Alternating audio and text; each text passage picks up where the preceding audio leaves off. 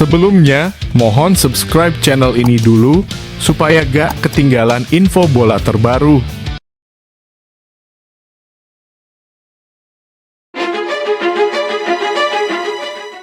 Wah, wah, wah.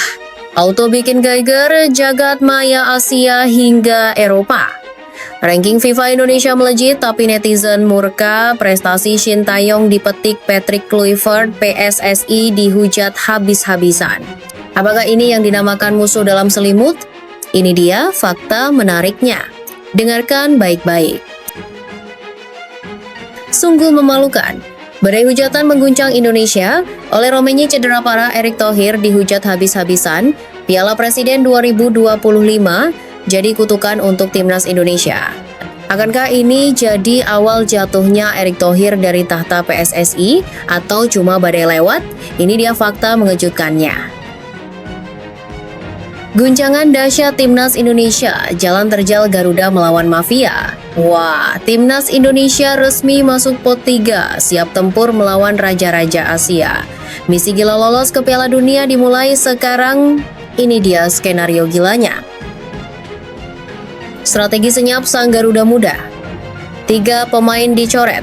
Gerald Vandenburg masih rahasiakan skuad final timnas Indonesia U23. Akankah bomber mematikan andalan STY yakni Marcelino dan Struijk akan dipanggil kembali? Kita tonton terus, ini dia rahasia mengejutkannya.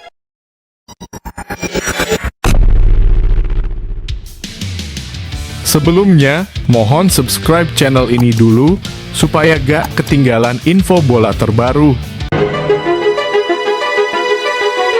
Ledakan amarah publik pecah. Cedera mengerikan yang dialami bomber utama timnas Indonesia oleh Romaini dalam duel panas Oxford United versus Arema FC di Piala Presiden 2025 kini menyeret nama besar Erick Thohir. Sosok ketua umum PSSI itu jadi sasaran tembak netizen yang murka melihat striker kesayangan mereka tumbang dalam turnamen pramusim yang dianggap nggak penting-penting amat. Detik-detik neraka untuk Ole Romaini, dari gol spektakuler ke mimpi buruk menyakitkan. Laga semifinal antara Oxford dan Arema diwarnai drama sejak awal. Lampu stadion sempat padam bikin pertandingan molor. Tapi saat laga dimulai, Oxford langsung ngebut. Gol pertama dicetak Placeta di menit ke-6, lalu datanglah momen magis dari Ole Romaini yang bikin netizen terpukau. Sebuah gol salto semi-volley brilian di menit 10 usai menerima umpan lambung ciamik dari Joshua Johnson. Namun euforia itu hanya bertahan 3 menit, bam! Tackle brutal dan sadis dari Paulinho Mochelin menghantam engkel kanan Romaini. Si striker langsung tumbang kesakitan, digulung penderitaan dan harus ditanduk keluar lapangan. Bukan cuma cedera ringan, dugaan awal menyebutkan ada cedera parah di engkel kanan, bahkan mungkin retak tulang. Yang bikin darah netizen mendidih, Paulinho cuma diganjar kartu kuning. Meski VAR sudah dicek, sang pelaku lolos dari kartu merah. Netizen langsung ngamuk. Apa ini? Tackle kayak begitu masa cuma kuning? Saking hebohnya, akun Paulinho di media sosial langsung dihujani hujatan dan sumpah serapah. Arema FC pun ikut kena getah, dianggap tidak menjaga sportivitas dalam pertandingan yang melibatkan pemain penting timnas Indonesia. Tanpa diduga, Erick Thohir langsung terseret badai. Keputusan PSSI menggelar Piala Presiden 2025 kini jadi sasaran kemarahan publik. Turnamen yang awalnya bertujuan membangkitkan gairah sepak bola, justru dianggap sebagai penyebab tumbangnya striker andalan Garuda. Komentar nyinyir dan sarkas pun membanjiri media sosial. Capek-capek datengin Oxford malah bikin Romaini cedera. Pusing gak tuh? Selamat ya Erick Thohir, Piala Presiden sukses bikin striker top kita hilang dari kualifikasi Piala Dunia. Cedera Romaini bisa jadi malapetaka besar buat timnas Indonesia. Gimana enggak? Dia top skor Garuda di kualifikasi Piala Dunia 2026, mencetak 8 gol dari 6 laga mesin gol sejati. Kini, pelatih Patrick Kluivert harus jungkir balik cari pengganti yang sepadan. Waktu makin sempit sementara laga krusial di bulan Oktober menanti. Tanpa Romaini, harapan Indonesia ke Piala Dunia bisa buyar. Masalah makin melebar. Netizen mulai berspekulasi bahwa Piala Presiden ini mungkin saja ada permainan di balik layar. Tudingan mafia bola muncul, bahkan ada yang menyebut bahwa Arema FC bisa saja kena sanksi berat bahkan dilarang main di Liga 1 selamanya. Apalagi dengan fakta bahwa insiden mengerikan itu hanya dihukum dengan kartu kuning. Dunia sepak bola internasional juga mulai melirik kasus ini. Pundit luar negeri angkat suara dan tidak menutup kemungkinan FIFA ikut turun tangan memberi peringatan keras pada PSSI Erick Thohir dan menghukum Paulinho. Sampai saat ini Erick Thohir masih diam. Tidak ada pernyataan resmi dari PSSI terkait cedera Romani ataupun kritik publik. Tapi tekanan terus membesar.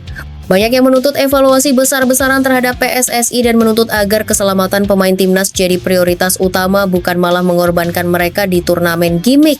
Akankah ini jadi awal jatuhnya Erick Thohir dari tahta PSI atau cuma badai lewat? Drama ini belum usai. Cedera oleh Romani bukan sekadar insiden biasa, ini bisa jadi puncak krisis dalam tubuh PSSI. Semua mata kini tertuju pada bagaimana Erick Thohir dan timnya merespon. Apakah mereka akan bertanggung jawab atau memilih diam dan membiarkan timnas kehilangan mesin golnya? Satu yang pasti, publik tidak akan diam. Ledakan kabar mengguncang dunia sepak bola Indonesia. Timnas Indonesia resmi melonjak 5 peringkat di ranking FIFA per 10 Juli dan kini bertengger gagah di peringkat ke-118 dunia. Ini adalah catatan terbaik dalam hampir 2 dekade terakhir. Sejak Desember 2006 saat skuad Merah Putih masih diperkuat legenda seperti Bambang Pamungkas, Nova Arianto, dan Firman Utina. Kabar membanggakan ini langsung dikomentari anggota Exco PSSI Arya Sinulinga lewat Instagram pribadinya. Dengan penuh semangat, Arya menulis, "Terbaik dalam 19 tahun terakhir." Namun siapa sangka ucapan itu justru memancing badai komentar pedas dari netizen.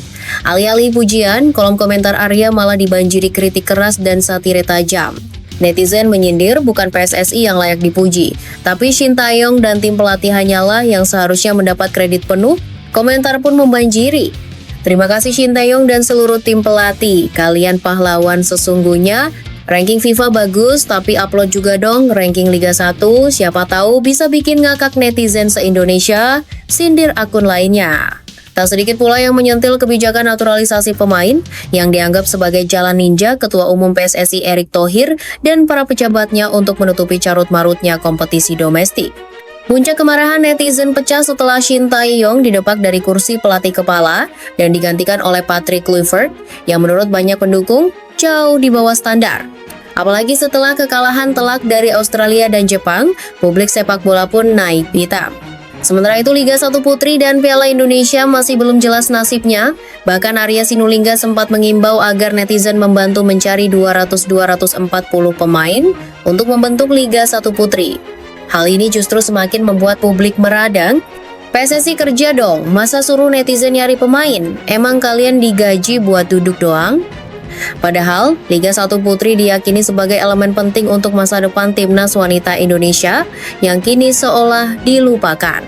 Gelombang dukung-mendukung untuk Shin Tae-yong terus bergulir meski sang pelatih sudah tak lagi menjabat. Komentar heroik pun berseliweran, "Coach Shin, kerja kerasmu tak akan pernah kami lupakan. Hormat untukmu." Keputusan PSSI yang tetap mempertahankan Kluivert membuat sebagian besar netizen geram bukan main. Pasalnya di bawah Shin Tae-yong, timnas Indonesia mampu menggulung Arab Saudi dan menahan imbang raksasa Asia seperti Australia. Sebaliknya, di era Kluivert, Indonesia babak belur dihajar Jepang dan Australia. Erick Thohir hanya bisa menyampaikan, mohon bersabar, semuanya butuh proses. Namun publik tampaknya tak bisa menerima alasan klasik ini. Kini, tekanan semakin besar menjelang laga penentuan hidup mati timnas Indonesia di babak keempat kualifikasi Piala Dunia 2026 pada Oktober nanti. Banyak yang menyatakan jika Indonesia gagal, bisa-bisa PSSI akan jadi sasaran amarah besar dari netizen. Bahkan potensi demonstrasi besar-besaran pun tak bisa dihindari. Publik pun semakin ramai membandingkan era kejayaan Shin Tae-yong dengan apa yang mereka sebut sebagai awal kehancuran bersama Patrick Kluivert. Apakah ini awal dari badai besar di tubuh PSSI? Apakah Indonesia bisa bangkit di tangan Kluivert atau justru makin tenggelam? Tunggu ledakan berikutnya. Kabar mengejutkan datang dari AFC, timnas Indonesia resmi ditempatkan di pot 3 untuk drawing babak keempat kualifikasi Piala Dunia 2026 zona Asia. Drawing ini akan digelar di Kuala Lumpur, Malaysia pada 17 Juli 2025. Atmosfer panas sudah terasa. Dalam rilis resmi yang dirilis Jumat 11 Juli, Konfederasi Sepak Bola Asia (AFC) menyebutkan bahwa Qatar dan Arab Saudi yang jadi tuan rumah babak ini akan langsung mengisi pot 1 dan otomatis akan berada di grup berbeda saat undian dilakukan.